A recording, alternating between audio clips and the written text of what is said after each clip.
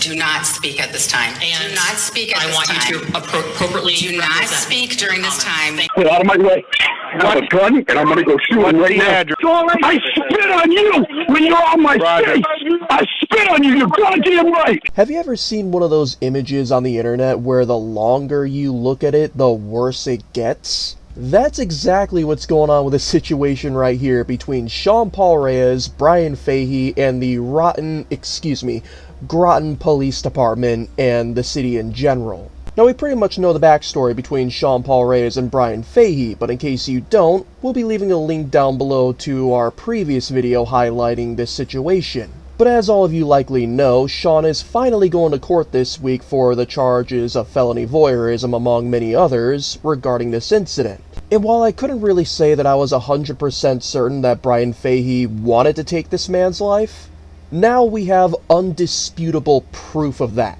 But before we show you that, we want to give you a glimpse of what the rest of the town of Groton, Connecticut is saying about the town council, their police, and how they're handling the situation. Suffice to say, whether they're from the actual town itself or from elsewhere, they are embarrassed. And to the mayor of Groton, Connecticut, if you had any respect for the people, you would resign from your position immediately.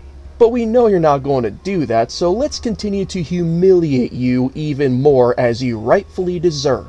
Don't forget to subscribe, hit the thumbs up button and notification bell, leave us a comment down below on what you think about this, and let's roll the tape. I just wanted to address the council. First of all, I wanted to say that there were some people came up here, the Democratic leader of the town of Groton, who I'm sure the mayor or some of your councilmen brought over here to say that, oh, what we're doing to you is unfair. The First Amendment guy, who was a former councilman, said, you know, I'm a big believer in the First Amendment. Then he goes on to talk about a First Amendment protected billboard truck. There's due process. This is not due process what's happening to me. You spoke about due process, Councilwoman. This is not, it's all on video for the world to see. Your police department violated my constitutional rights. They arrested me for felony voyeurism, criminal trespassing when I left, no signage, breach of the peace, which has to be in a public place. There is no elements to these crimes, and it's all on video. They did it to protect Bryan Fahey, the man who spat in my face and brandished a firearm at me, friend of the mayor, who has a long history of talking to Bryan's wife. And I will just say, because I don't have a lot of time, Mayor, before the Councilwoman Bordelon brought up that rule, I do my homework and I already looked into that rule. And you are in violation of your own rules. You are violating my rights again. And then for people saying, oh, what are you doing talking to them? Talk to the police. I can't talk to the police. What are you doing talking to them? They're the ones that are violating our free speech by limiting us to 2 minutes. 2 minutes, 30 minutes total.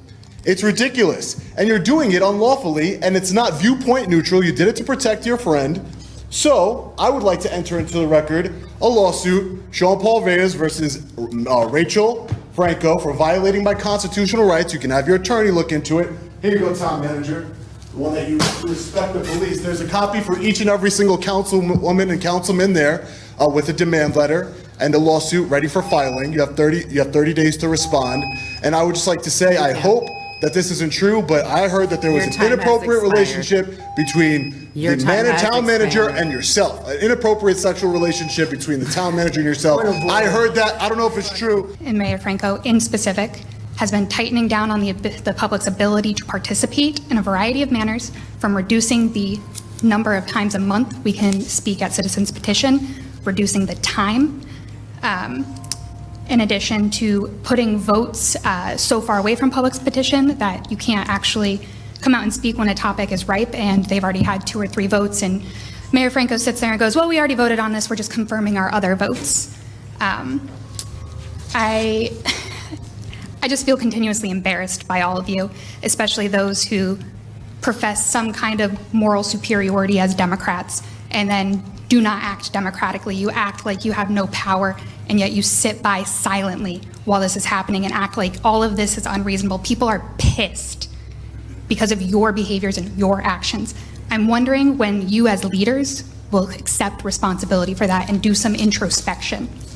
You are embarrassing the town of Groton. You are wasting our time, and you are making some horrible decisions because you won't accept feedback. Thank you. Your time has expired. The last 2 years have been nothing but a complete failure. You have police people guarding this place. You have barriers keeping the public away. You've embarrassed us in front of hundreds of thousands of people nationwide. So take that into account. The only person you love to hear from is you. So I am actually going to have you speak during my time. Stop taking the floor when you don't have it. Mayor Rachel Franco hasn't lied yet. Again, we're only 3 seconds into the video, so wait for it. It's 6:42. We're taking a break because Councilor Bordelon will not remain in order, and do not speak at this time. Do not speak at this time. I want you to appropriately do not speak during this time. So it is 6:43 now. We're going to take a 5-minute break. Yeah, it is perfect, isn't it? Just represent me. People called. I didn't say your name. You looked and you need to stop. You need to stop. Right now, you need to stop. You need to stop. You need to stop. Right now, you need to stop. You need to stop. Don't speak to me. Do not speak to me. Do not speak to me. And you need to stop. You need to stop. Right now, you need to stop. Do not speak to me.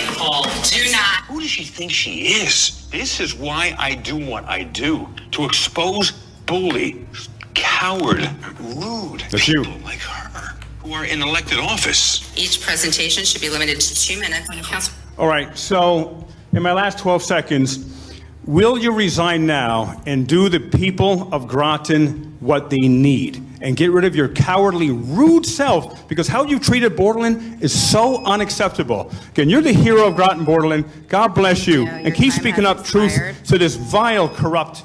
Citizens' petition is supposed to be a time for us, the citizens of Groton, to come and talk to you. But the time that we get to do that is being usurped.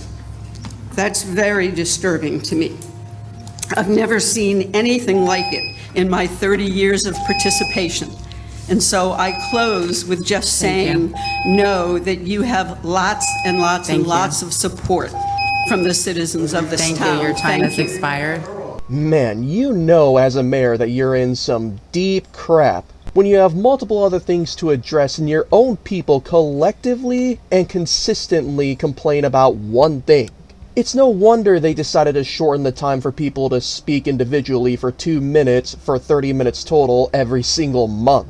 To say that it's cowardly would be a compliment to them. That's just plain pathetic. And I find it so hypocritical how they don't immediately try to silence those who defend them, but those who criticize them as soon as the timer goes off. The mayor is all like, your time is expired, your time is expired, please take a seat. That mayor is an utter disgrace, but you want to know what makes them look that much worse? Sean recently acquired the 911 call issued to dispatch from both Bryan Fahey and his wife, Kimberly Fahey. And this is where that undisputed proof comes in that I mentioned at the beginning of this video, proving beyond a shadow of a doubt that Bryan Fahey wanted to take Sean's life. And I'm 100% certain that he would have done so if it wasn't for him being on camera the whole time. Can I help you? Hey, Sgt Fahey, how are you? You gotta get off my property. Posted no trespass. People leave right now. Posted sign. Yeah, There's no right at the end. Do you have any? Let's go. Do you have any comments on the allegations that you Get off my property right now. Do you have any comment on the allegations that you are receiving? 911 Town Emergency. Hey, it's Bryan Fahey. I'm a Connecticut State Trooper. Yes. And I got somebody trespassing on my property. I live on Pendleton Farm Lane. No! What's the address? What's the address? Get out of my way. I have a gun, and I'm going to go shoot him right now. I have a gun, I'm going to go shoot him right now. Those are the words that came out of Bryan Fahey's mouth, along with him blatantly admitting several times that he spat into Sean's face and mouth. Even though in a written deposition, Bryan Fahey stated that he didn't even remember spitting into Sean's mouth. You spit in my face? I didn't spit in your face. This guy was spitting on you. Yeah, I'm yelling at you. You're off my property. Right? Get out. I'm off your property. Now what? Now what? We got I have a gun in my hand. I'm a goddamn Connecticut State Trooper, and you threatened to kill me online. So I'm protecting myself and my family. Don't ever fucking come back to my house again. I'll stand right here with my billboard. You go right ahead. Go right ahead. I don't care. Don't ever come back to my fucking house again. Don't ever come back to my house again. You assault people, break people's property, so I can't ask questions. You're a fucking liar. Overtime, $5,000. More than that, buddy. More than that. I spit on you when you're on my face.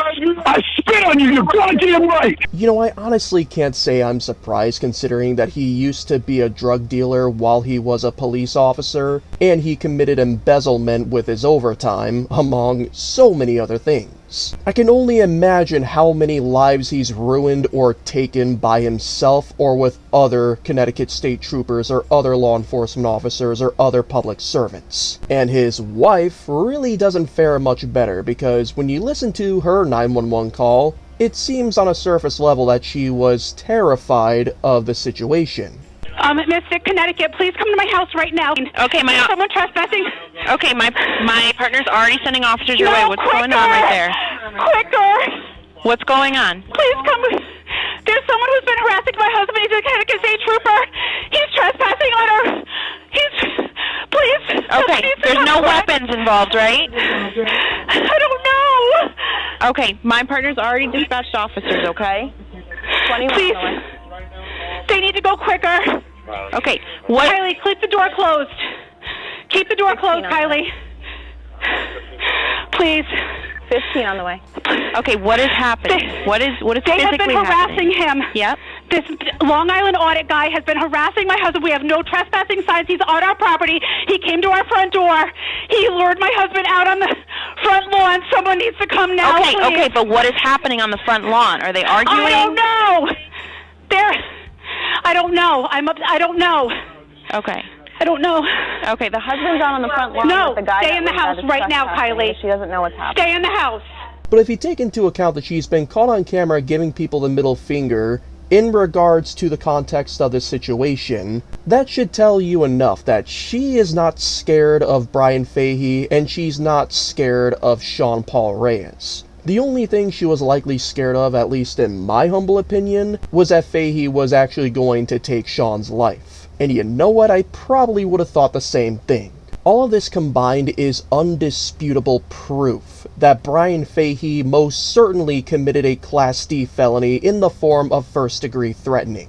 Not to take anything we say as legal advice, of course, but if you look at the Connecticut General Statute 53A-61AA, a person is guilty of threatening in the first degree when such person, 3, commits threatening in the second degree as provided in section 53A-62, and in the commission of such offense, such person uses or is armed with and threatens to use of or displays or represents by such persons words or conduct that such person possesses a pistol, check, revolver, shotgun, rifle, machine gun, or other firearm. You can look at the rest of this penal code for yourself along with other laws that he objectively broke in this incident, but to say that the probable cause to give this man a felony charge and take him to jail is overwhelming would be an understatement. But because Bryan Fahey used to work with the current Chief of Police of Groton PD, of course they would side with him against Sean and his cameraman. But that 911 call right there should be all the evidence we need, never mind what was already caught on camera 2 months ago at the time of me recording this. Bryan Fahey is an unhinged psychopath, and to call him that would be a compliment to him. He deserves to spend several years in prison, and if he somehow survives that, he should never have access to a firearm ever again. Now, in other videos of us highlighting this in various different parts, we have left plenty of contact information in the description and the pinned comment for you guys to redress your grievances peacefully. And while we're still going to do that here, we are going to ask for you to let us know in the comments down below what you think about this, and whether or not you think the prosecuting attorney involved is going to do the right thing and give Bryan Fahey these felony charges he rightfully deserves. Not only that, but make sure you go subscribe to Sean Paul Reyes' channel, Long Island Audit, help him get to 1 million subscribers, and let him know that recognizing our rights said hello.